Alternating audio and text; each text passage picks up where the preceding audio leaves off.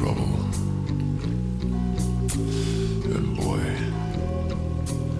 I found her. She's in love with herself. Grey Wolf Studios.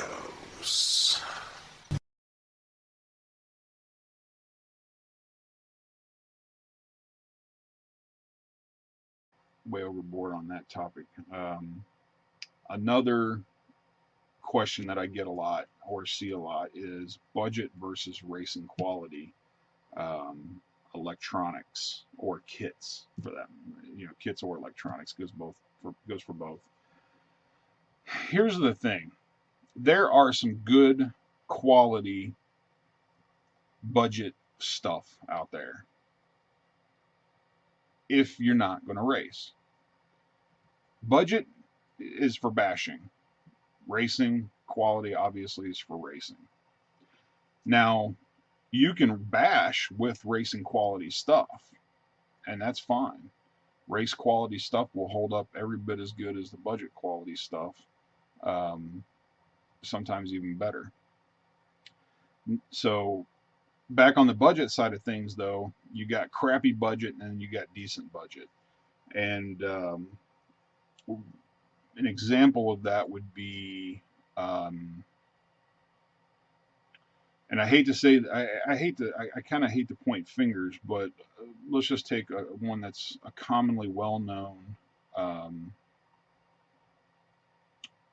well known brand that is just complete crap that you see all over eBay is called HSP.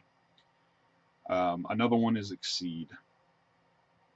Those two companies, and Exceed is made by Hobby Parts, and I actually love Hobby Parts. Hobby Parts has a lot of good stuff, but Exceed is one of the few things they have that is not good. Exceed is one of their brands of RCs. Um, their quality is very low. They're very cheap kits, and that's what gets people's attention, especially to begin with. For beginners, it really grabs their attention because of the cost. But you get what you pay for. Yeah, a $230 kit ready to run versus a $700 ready to run kit. It's pretty obvious to know which one is better.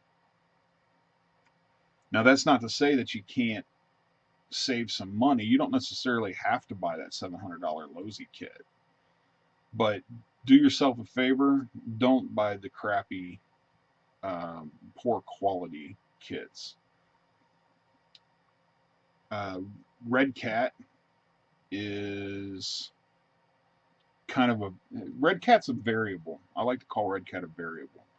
Red Cat is kind of in between that crappy budget company and that decent budget company. For a long time, they were considered to be crappy, just like Exceed and HSP. However, here in the last year or so, they've actually started producing some decent quality kits. Not racing kits, mind you, but decent bashing quality kits. Um, their fifth scale stuff, I've actually seen a lot of good reviews on.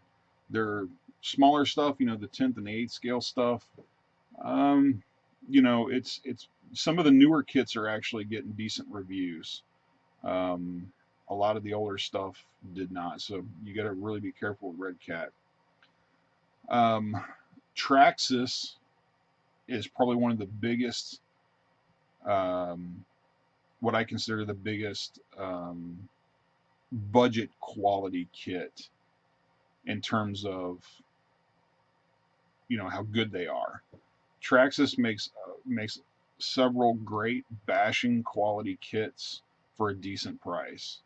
Now they're not cheap. They're not cheap like the Exceeds are and the HSPs, but they're nowhere near as expensive as Losi's and stuff. Or at least not most of them. They do actually have a couple of kits that are up there, but they're kind of a they're kind of a happy medium, and that's one of the reasons why they're so popular.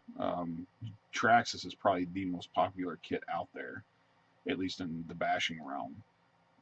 because of you get pretty good quality for a decent price, and there's tons of aftermarket hop up stuff available for Traxxas. Um, and that's fine if that's all you can afford.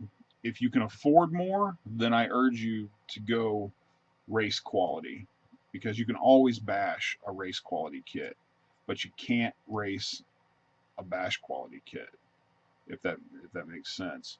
So yeah, it's going to cost you some more money, and it may take you longer to save up for it. But here's the thing: let's say you want a buggy to start with, or this could apply to anything: truggy, short course truck, anything that's being raced locally, around where you live. Let's say you want a buggy though, and you're looking around out there, and you say, oh, okay, um, I can get this HSP buggy ready to run for $200, or I could get this OFNA LX, Ultra LX2 for $300, or I could get this Low Z8 for $700. Well, here's the thing: if you buy the $200 HSP kit, you're going to regret it, because it's going to be a piece of crap. It's going to break left and right. Replacement parts are not the easiest to be had, etc. The okay, so the OFNA, Ultra LX2 kit for $300. If you're a basher, and if you don't ever do anything to bash with that kit, you'll be perfectly happy, and that's fine. But here's what I see happen to a lot of people. They start out with the $300 Ultra LX2, or something similar to that, and then 6 months down the road, once they kind of get the hang of what they're doing, then they want to start racing. Well, with a bash level kit like the LX2, you may do okay. You may even do well at your local track, but it depends on what the other people are running, and how decent they are, I guess, at driving. But I guess what I'm getting at is, if you took two drivers that had exactly the same skill level in driving, and you give one of them an LX2 and you give one of them a Low Z8, the guy that's going to win is going to be the guy with the Low Z8 9 out of 10 times. So if like I said, if you get down the line somewhere and you figure out that, hey, I want to start racing, it's not going to take you very long of racing that LX2 to be very unhappy with it. And then you're going to find yourself out there buying the $700 kit anyway. So now you've got $1,000 into it. Granted, you got two kits, but what do you really need two buggies for? You don't. You can bash your Low Z8 just as well as you can bash the LXT2, or I'm sorry, the LX2. So, it depends on your budget. If, there's a good chance that, if already that you're probably not interested in racing, and, you're on a tight budget or whatever, that's fine. Buy the LX2. You'll probably be happy with it. If you think there's a chance that you're going to end up racing, or that's something that seems interesting to you, do yourself the favor, save up the money, buy the race level kit. Not all race level kits are $700 either. Some of them are a little bit cheaper. Some of them are actually more expensive. It just depends on what you want to buy. One thing I will throw out there though, especially for beginners who want to get, once you start getting to the point where you're getting multiple kits and you want to get a single transmitter that you can control all your kits with, one of the best budget level transmitter and receiver combos that I know of is called, it's made by hobbyparts.com, and it's called the Fly Sky GT3B. That's Golf Tango 3 Bravo. The Fly Sky 3G or GT3B is a great budget basher TX. I use one for all of my bashing rigs. I have quite a few kits. I think at the time of this filming, I have, I want to say I have 9 kits, not including my helis. I have 9 ground kits. So now I don't do a lot of racing myself. Every once in a while at the local track, I might goof off. And I've even been using the GT3B for that right now. Now I do have plans to get a Futaba 4PL later on down the line. Probably, hopefully later this year, maybe in the fall. And I would like to have a better transmitter for when I do feel like racing, or and also I need a better transmitter because I have plans to get a crawler here in sometime in the next 1 to 3 months probably. I'm saving up my money to get what I want, like I've been preaching for the last 20 minutes. So anyway, I just thought I would throw that out there. The Fly Sky, you can get the transmitter and 1 receiver for $40.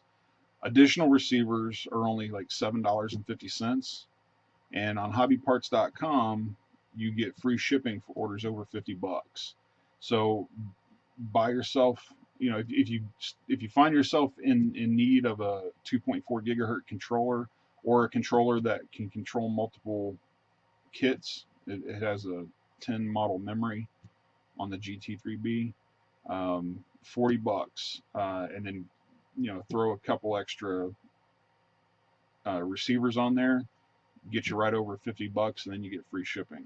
So just thought I'd throw that out there because it's a great deal for people that are looking for a nice budget radio. There's actually a lot of aftermarket hop-ups that you can do to it also. There's a LiPo mod that you can do, so it runs on LiPos instead of AA's. I have videos for that, on how to do that mod on my channel. There's a bearing mod you can do to the steering wheel to get a little better feel on the steering wheel because it uses a bushing currently. And there's also a mod. Now I don't have a video for this because I haven't even done it myself, but it is possible to actually do a mod where you can flash different firmwares to the controller and do all kinds of stuff with it. I think you can give it like a bunch of different channels. I think up to like 8 channels. You can give it sub trims on the trim channels. If you're real new to electrics or RCs in general, you may not know exactly what I'm talking about at this point, but I just wanted to throw out the Fly Sky GT3B if you're looking for a cheap transmitter receiver combo.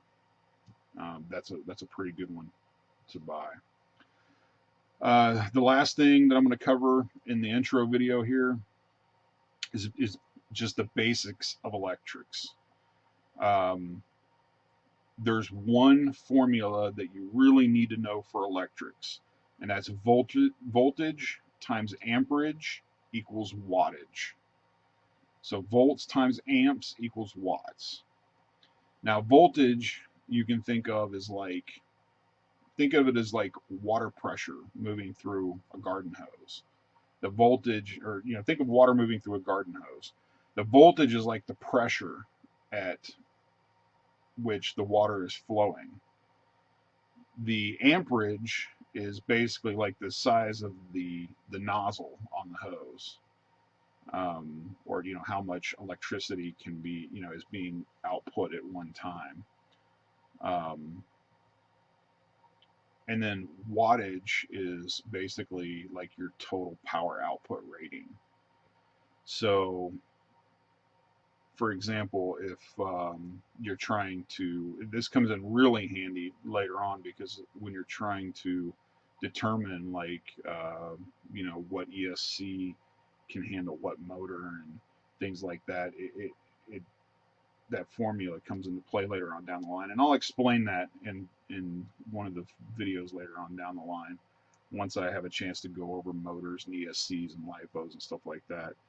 I'll come back to that and kind of, well, actually, it'll probably be in the next video, because I think the next video is going to be the electric motors. When I go over the electric motors, I'll kind of go over how to, figure out like what your total amp draw is and things like that. So anyway, just remember that voltage times amperage equals wattage, because that formula comes into play quite often.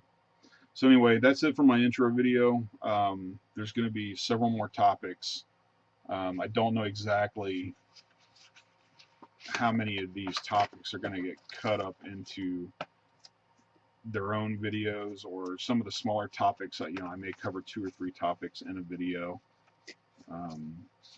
But I'll be going over electric motors, ESCs, LiPos. Those will probably be a video in and of themselves. Chargers, power supplies, transmitters, receivers and fail safes, and gearing are basically going to be the main topics I'm going to touch on. Like I said, some of those may get lumped into one video. Others will have their own videos. So anyway, that's it for this part 1, and we'll be right back with part 2.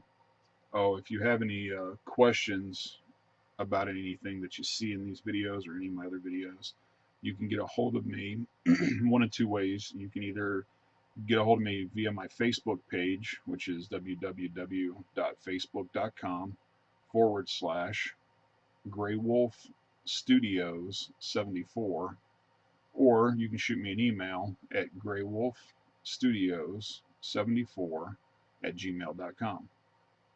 Peace.